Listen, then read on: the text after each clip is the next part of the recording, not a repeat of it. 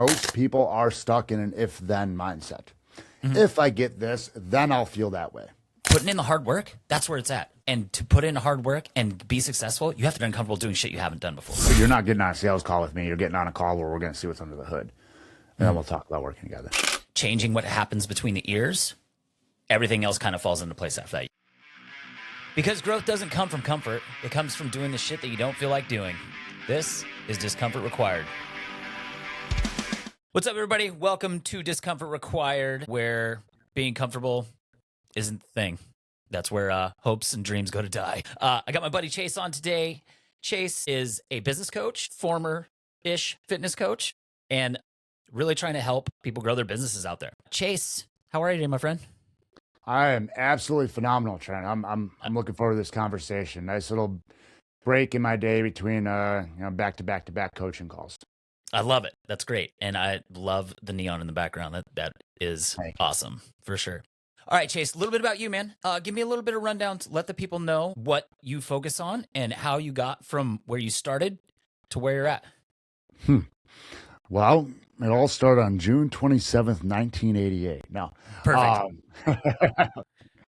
I got out of the Navy in 2014 and opened a gym. I was a lifelong fitness aficionado, and I was drinking the CrossFit Kool-Aid thick at that time. So Okay. I opened a CrossFit box in 2014. And Nice. inside of that box, I grew a team of coaches. I took people from just barely getting their level 1 to being raved about as some of the best coaches in the area, and had them selling and enrolling their own personal training clients. 2018-ish, I had elevated myself basically up and out of a lot of the delivery in the gym. Mhm. So I went online and I started taking remote clients online. I still wanted to scratch that itch. 2020, a little thing happened where my gym didn't have very much in-person business, so I went even harder online. I did that online fitness coaching all the way through when I shut my gym down at beginning of 2022. I shut my gym down because my little brother died suddenly, and I realized that I wasn't in some of the pictures and videos. Mhm. So it's like, all right, I already have this online brand. Let's just go full force. Yeah. Now, that was good. Like the online fitness was good. There was something, though, that was not there for me, though. Like it just felt, it was interesting. Okay. Well, come 2023, people come back and like, hey, how'd you build this thing? Right. And I was like, I'm not an Instagram guru. Go ask somebody else. And one of my clients called me up, called me forward, called me out. It's like, well, you're an actual entrepreneur. Yeah. It's like, you think maybe because like you're actually running a business, you can see the gaps in the market. I'm like, yeah. He's like, well, you just mentor me for a little bit. There we go. That's how it starts. Yeah, sure. That's how it started. And like, homie enrolled some clients, and his sales skills got a lot better. His messaging got better. So, beginning of 24, we made a hard shift to like almost only business coaching. Okay. Now, here's where it got interesting. It was all the testimonials while they were talking about making money, going from driving for Lyft to making $16,000 a month for $20,000 in the first 2 months. Like, good stuff, right?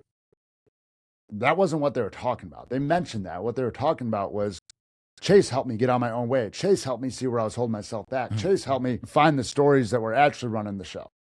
Mhm. Cool. They're still talking about the mindset stuff, just like all my fitness clients did. Right.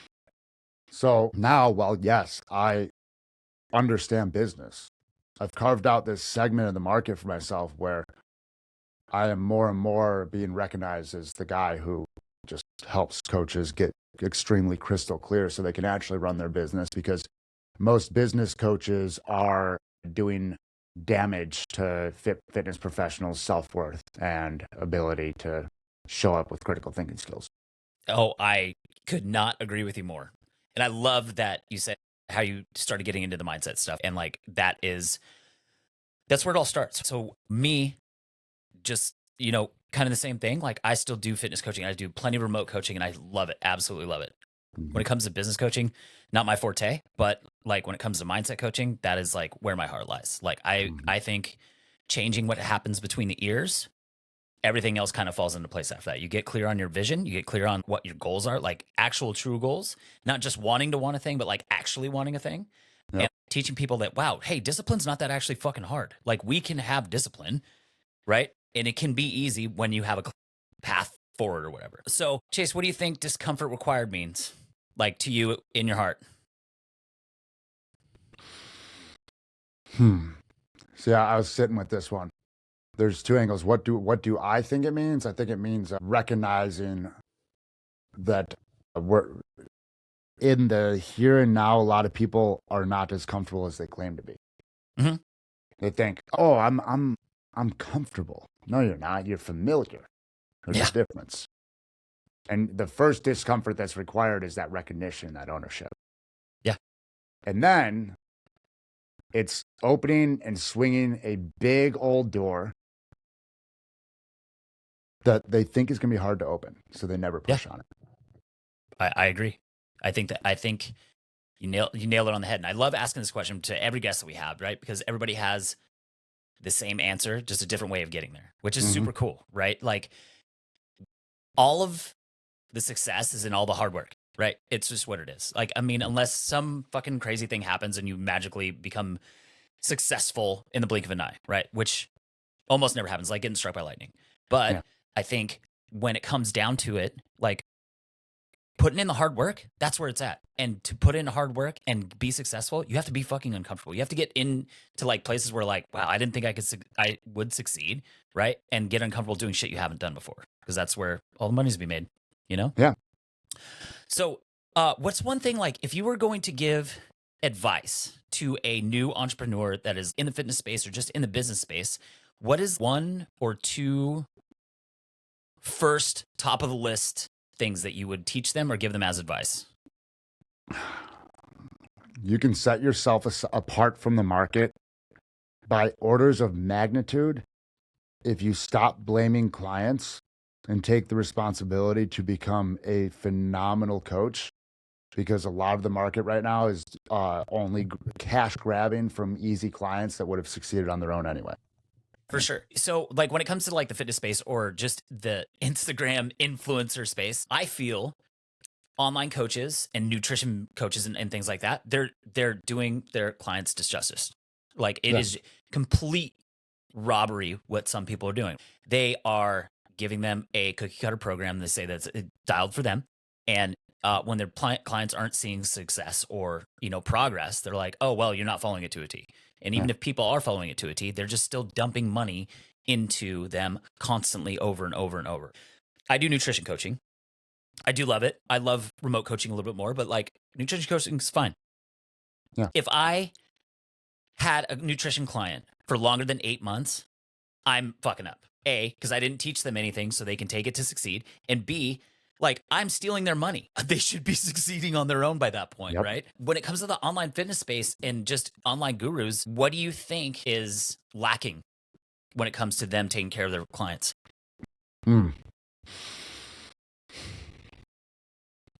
Self-awareness. All right. That's a good one.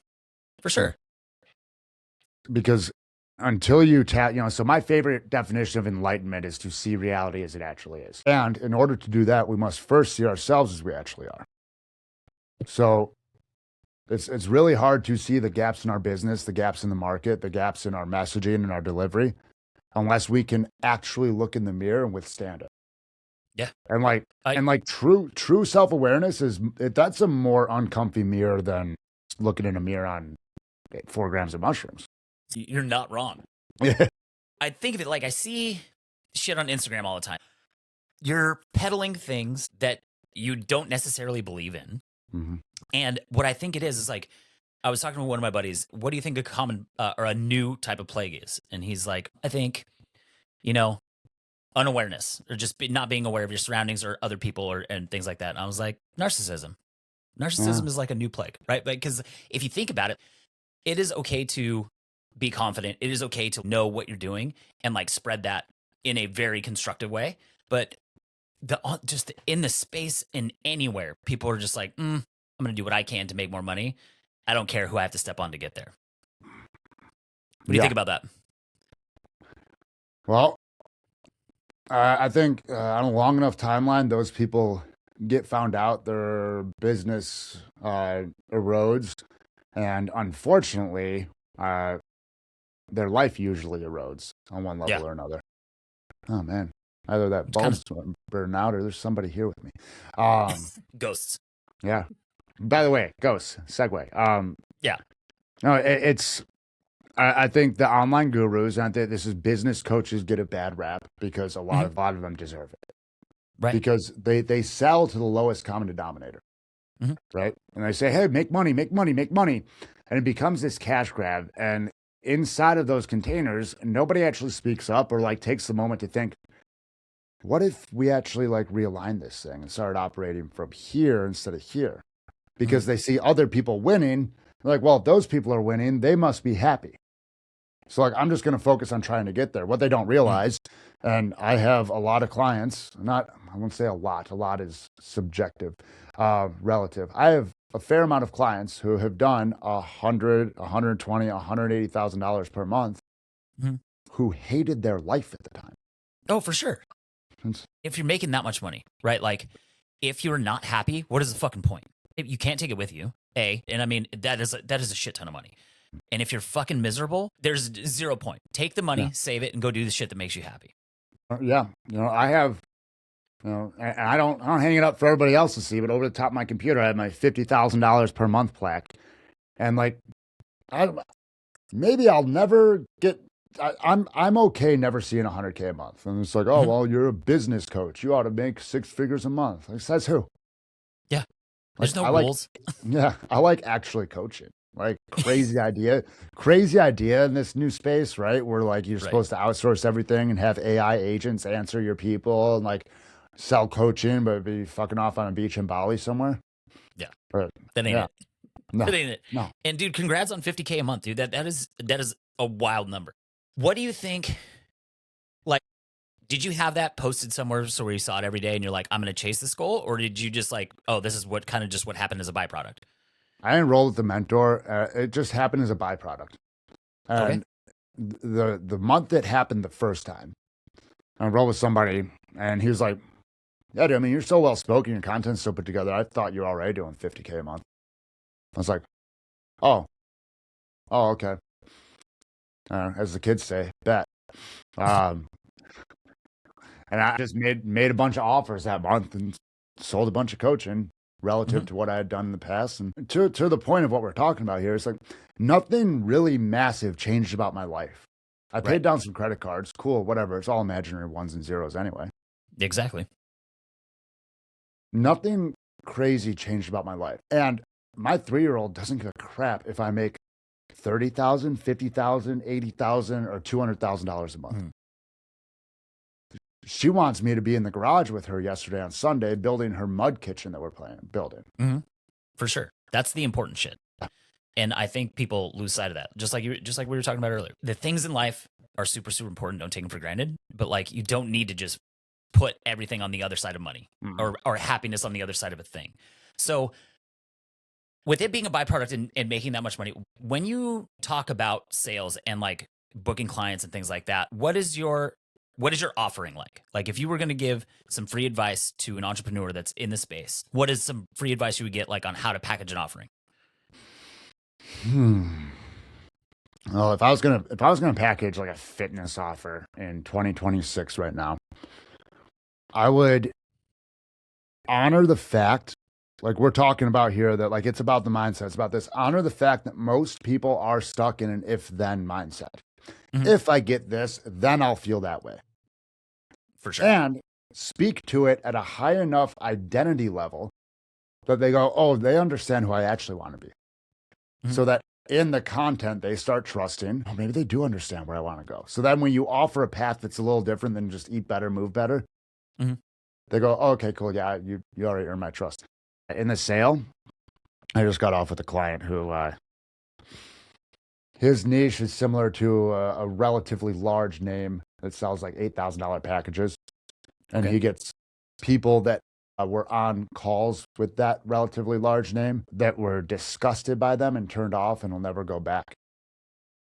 Because it's this force like, oh, well, I guess you just don't want to be the best version of yourself then, right? So my advice is if you want to run a business and not feel like you lose your soul along the way, is that manipulative, hard closing tactics, if you need to do that, reevaluate your offer and your ability to understand your ideal client, because you probably don't yet.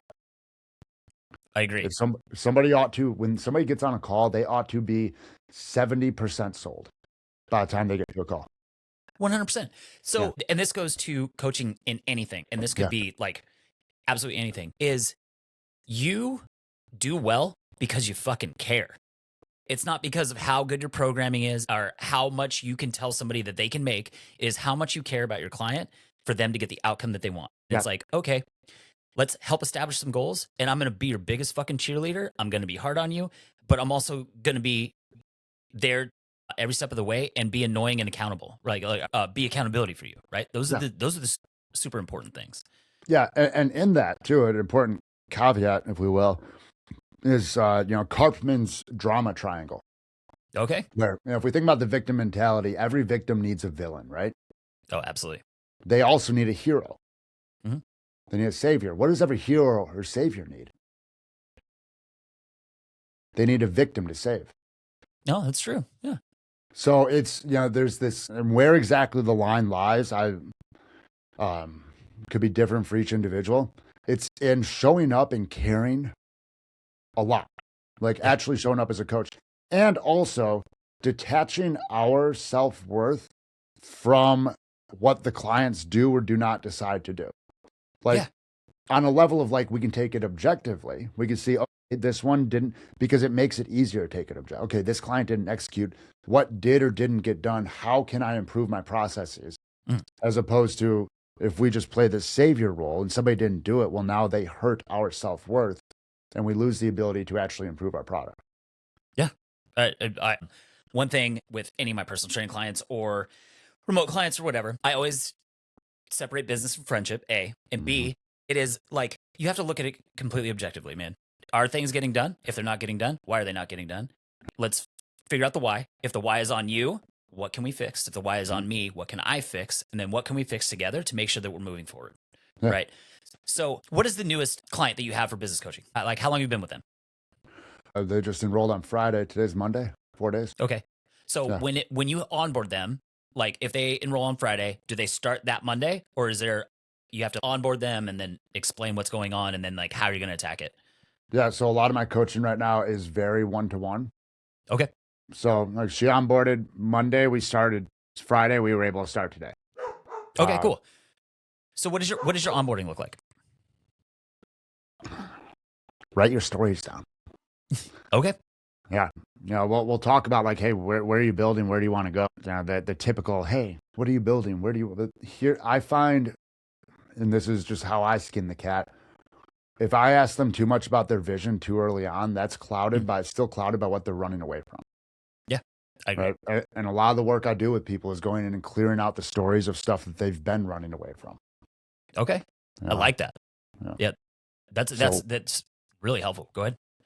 So we start with an exercise called the Inner Evil Business Partner, and the voice, and there's specific prompts there that will tell us what that, and that just helps us pull on threads to find the stories from 5 years ago, 10 years ago, 30 years ago that have been driving the subconscious that they didn't even realize were there. I need to prove myself in this area. That's why I want to succeed, instead of just wanting to succeed to have a better type of life or like live a little bit more comfortably. Exactly. What do you feel like across the board, if you were to average all of your clients, what do you think is the number one thing that most people are running away from that you see most consistently?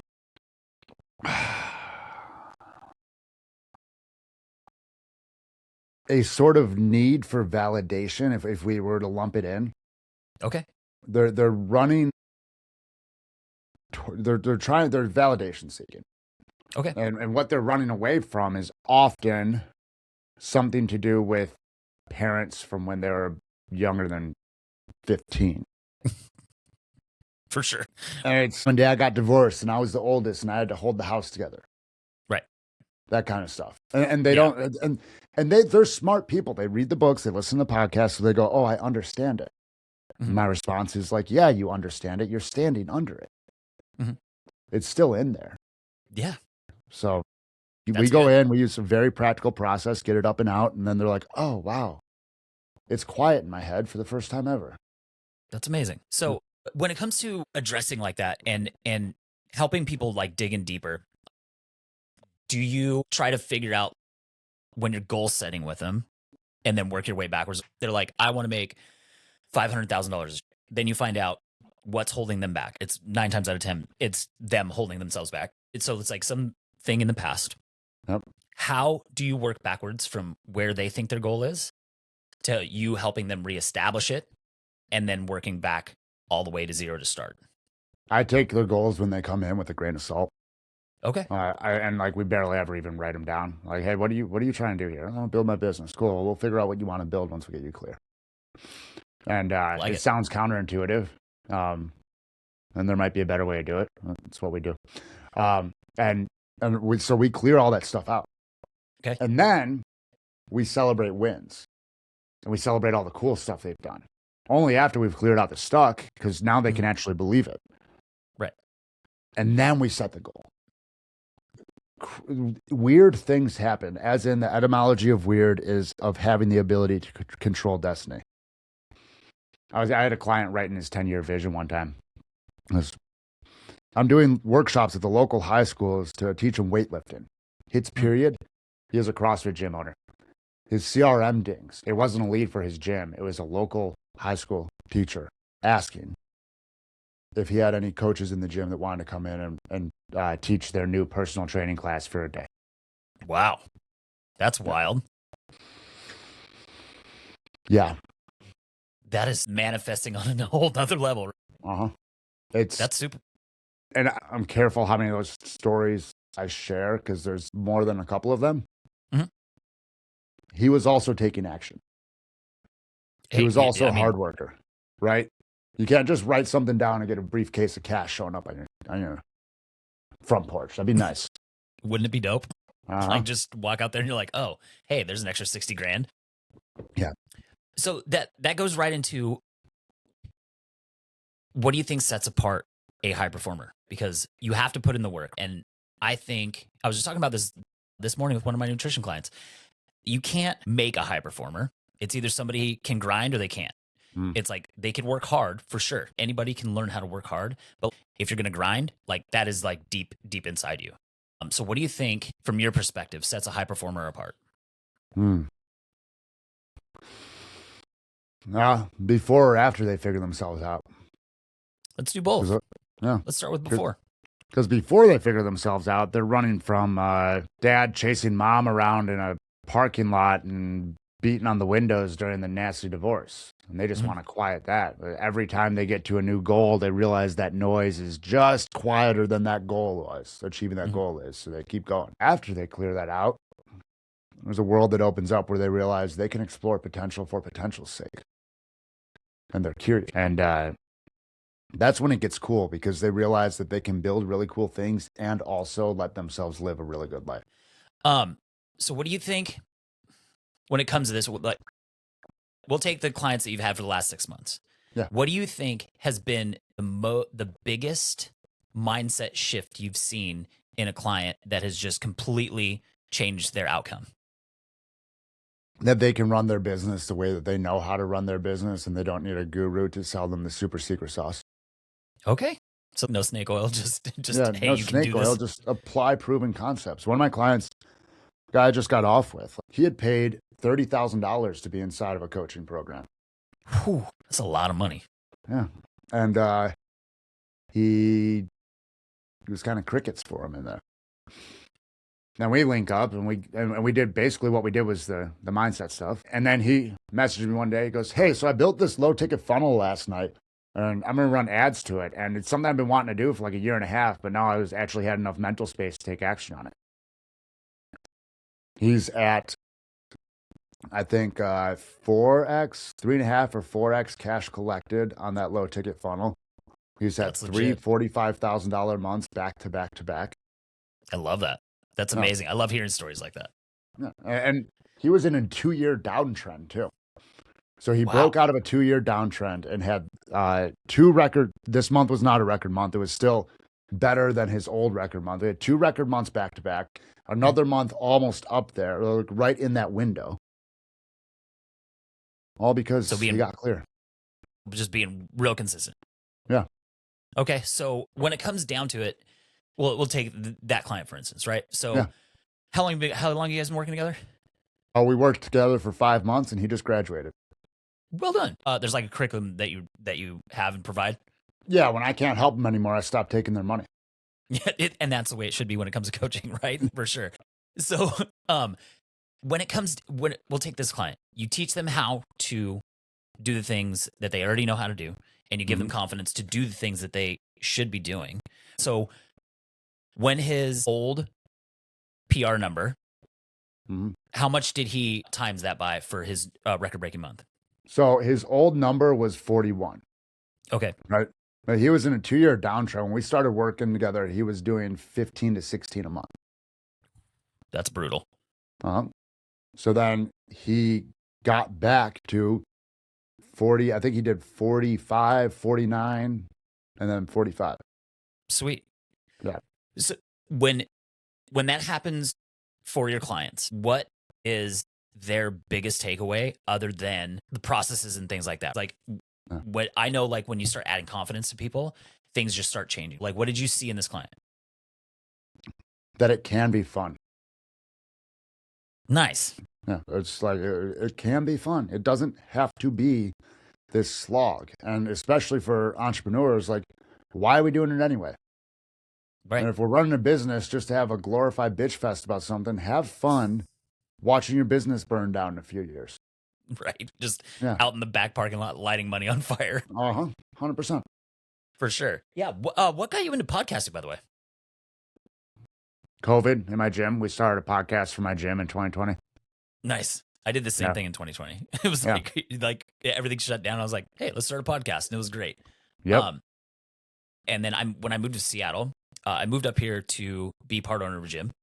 That ended up happening. But like downtown Seattle just never came back to what it was prior to COVID. So we ended up having to shut the doors. Honestly, one of the best things that ever could have happened.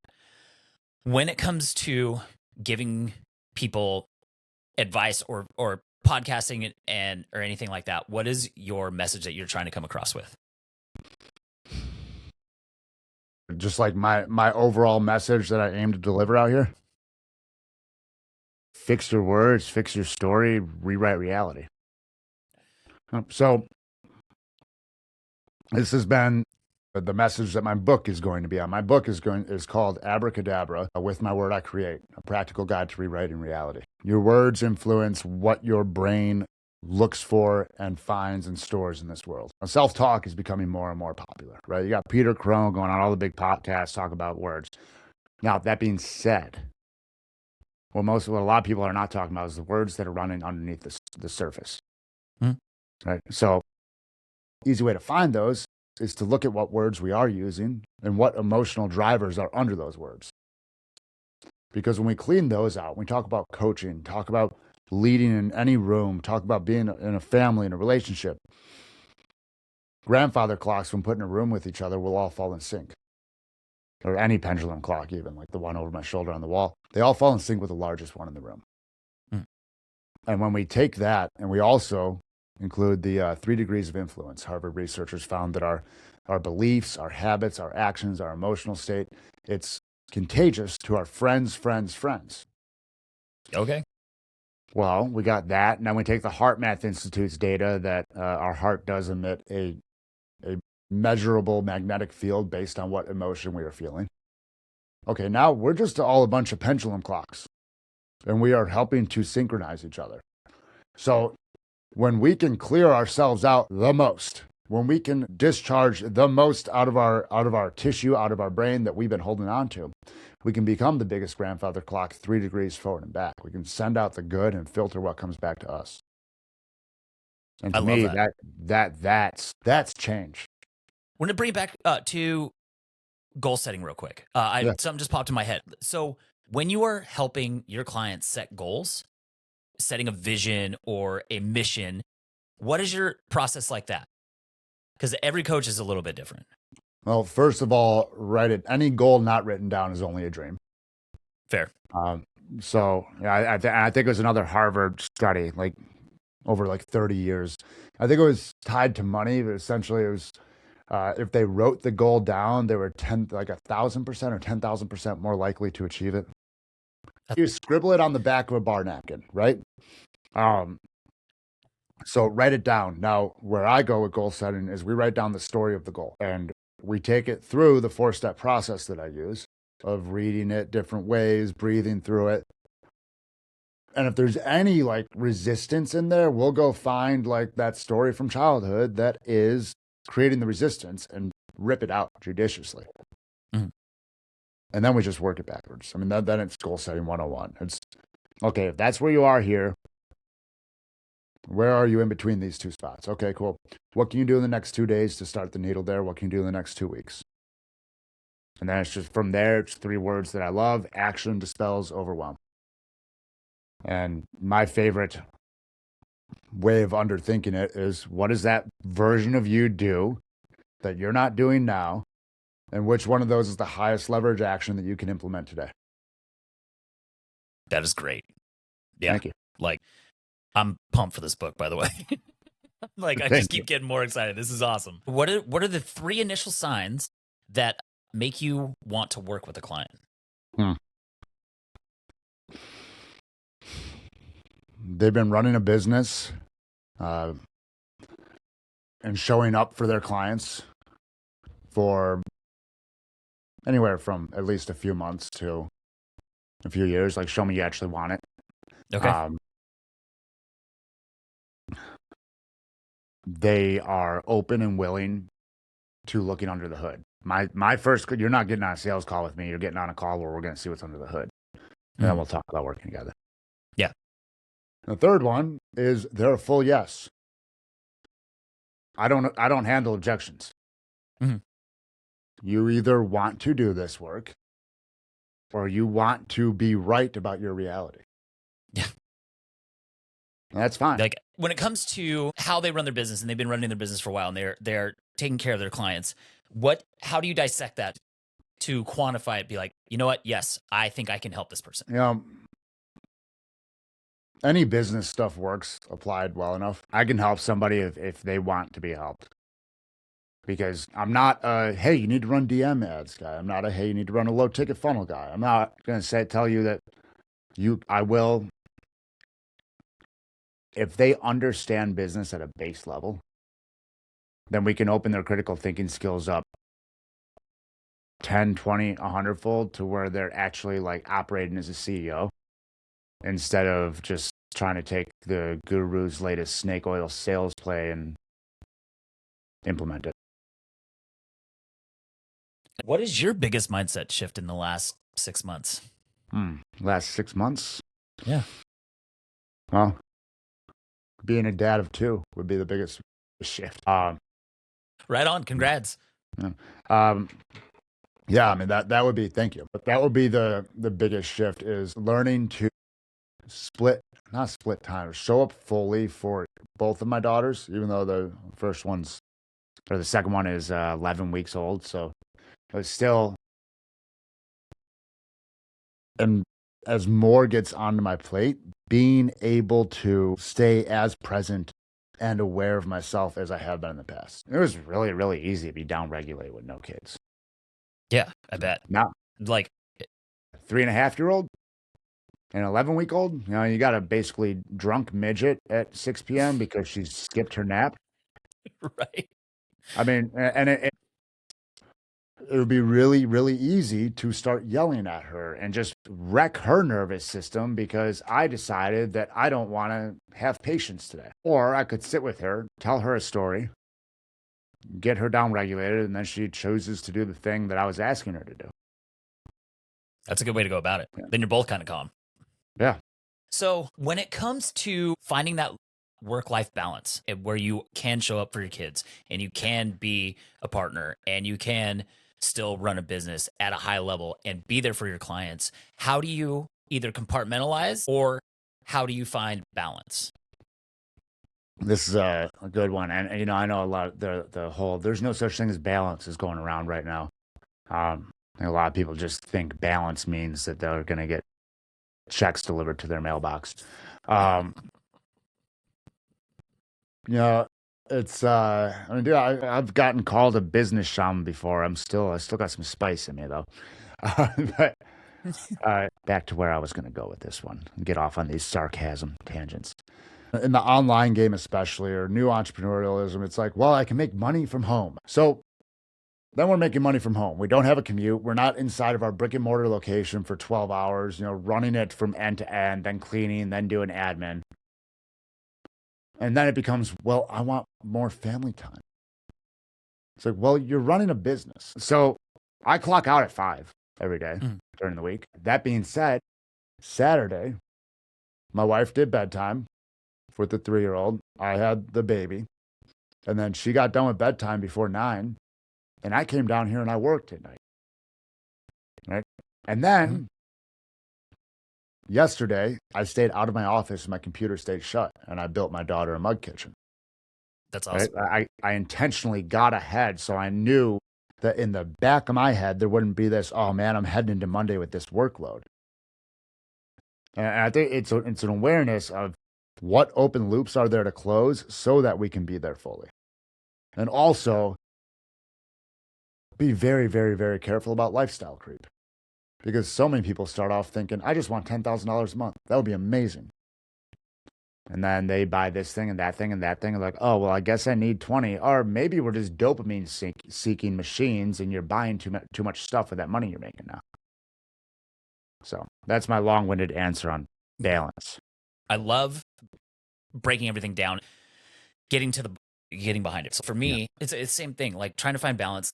Fuck, I'm an entrepreneur. You're an entrepreneur. We end up working 7 days a week, even if it's like, oh, I'm going to, check emails or send some texts at night before I go to bed, like making sure people fucking log their food or whatever. And trying to find that balance where like I can show up and be a good partner for my fiance, and I can show up and make sure that my dog gets a walk and she gets played with and all of those things, right? And still be able to show up for the people at the gym who need me in person because they're relying on somebody to give them the best hour of their day and shit like that. For me, finding balance, that took so long. And I have anxiety and severe depression. And it's like trying to like show up on a constant basis to do that is demanding. Like it's tough. But also learning where I can excel and where I fall short. Like, okay, let's try to make me falling short a little bit less. And if I can excel here and I know I'm going to excel here, we can dial that back and put more energy into the things that I fall a little bit short on. Yeah. And I'm starting to realize that instead of just feeling like I'm in chaos all the time, I'm starting to get a little bit more balanced. I'm starting to find a little bit more peace, and I'm finding a little bit more happiness, right? And I can show up and be a better partner and be a better person just in general. And it's almost compartmentalized. That's why I asked if you compartmentalize or if you balance. I kind of have to do both at like the same time, which is really, really tough. Yeah, and it's a time and a place. I mean, for me, for compartmentalization, and also like a lot for a lot of people, a lot of compartments were created to house things that they have yet to actually address. So then we put other things in there, and that thing that ought to not have an emotional drag, that ought to not feel like it's weighing on us while we're with our family, does for some reason. Well, yeah, it's in there knocking around with the other stuff that we never really looked at because it looks like the boogeyman in the closet, but really it's just a pile of clothes on the floor. I think for me, like balance, it's just moving different things to different pieces, different spots on the plate. It's all still there. For sure. And like, yeah, I didn't open my computer yesterday. I did answer some messages in WhatsApp, but that was when my daughter was out of sight. So, yeah. For sure. Because I do the same thing. At night, I'm like, kind of blow through everybody's, check-ins for the day or what notifications I have in Coach RX. And then, okay, need to send some text, all of that fun stuff, right? Coach and just RX. trying to make... what's that? Have you been through the OPEX CCP? I have not been through the CCP, but I use Coach RX's app. And I just did coaching mentorship with Coach L from Brute. Okay. And he used to work at OPEX. And he used to be an athlete for OPEX. So I was learned a fuck ton from there. And it's phenomenal. I went through the CCP in 2018. So nice. Yeah. When you said Coach RX, I was like, huh. Yeah. You must at least be adjacent connected to the OPEX community with that. Yeah. And Yeah. and I think their methodology and I think how they attack business is great. I think they really try to bring forth a good product, and they give a shit about how that product comes across, which is fucking awesome. It's not like a Waterfy that can eat a dick, honestly. That's my take on it for sure. Last question. If you could go back 10 years, what is the first step that you would take to get to the position that you are now that you didn't take then? If you could give yourself advice. Yeah, these questions always trip me up. I've been chewing on this one. I like, because here's the sticky part. Who says it works? That's true. Because like originally, my first instinct, if I go back 10 years, wouldn't be about getting to where I am. It would be about keeping my brother alive. Right? That's a good one. For sure, man. Now, I'm so sorry for your loss. Thank you. And that being said, though, after my brother passed, no, it was the first month, January. He died suddenly, November 2021. In January of 22, my wife and I said, let's take it serious, trying to get pregnant. That's when our first daughter came around. So who says we have Theodora or our second daughter, Evelyn, right now? And pile on top of that PepsiCo was trying to relocate my wife to, we're outside of Chicago, to the Dallas-Fort Worth area. Okay. And on November 29th, we had a flight to go down and look at houses. Well, on November 27th, my brother passed. So I didn't get on that flight. I canceled my ticket very last minute. The gentleman that sat next to my wife was going down to see his nephew, who was in hospice and who he needed to get to see before he passed. And it was the last seat he could find on last minute details to get to Dallas. Man. So when we play this past game, I'm like, could I have listened to the noise? Is there another timeline, another reality that could have excelled more? I don't know. And it gets really like, I think the one thing I would do if I went back 10 years ago is give myself a hug and tell them you're doing fucking great. And I walk out of the room. That is an amazing answer. Absolutely amazing. I would go back and it's along the same line. I'd be like, hey man, I'm proud of you. Somebody needs to be proud of you. Like, that's it. You're gonna be fine. Like that. Yeah. And that's what I would do. I've had ups and downs last 10 years and longer. And some of it was my doing. A lot of it was outside forces. I wouldn't trade it for anything because I have what I have now. It just showed me resilience and fucking all kinds of stuff. Like, everything kind of happens for a reason. And I believe that. Oh yeah. And yeah, I'm glad I'm at where I'm at, and I wouldn't trade it for the world. Like, this conversation.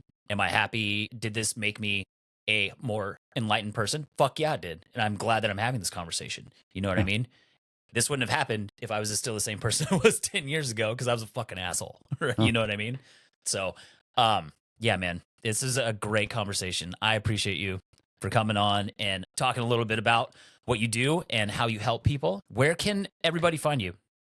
Instagram's the best spot at Coach_Chase_ Tolleson. And we are up in the YouTube game. So go search Chase Tolleson on YouTube. There's going to be a video a week for now. And as long as those are halfway well received, we'll pump the volume up. So. Hell yeah. I love that. And when your book, keep me posted when your book comes out. I will update the show notes in this, so that way people can find your book and track it down. Heck yeah, Chase, again, thank you so much. And you're fucking awesome, dude. Appreciate you, Trent. This is a blast. Yeah, man. Cool.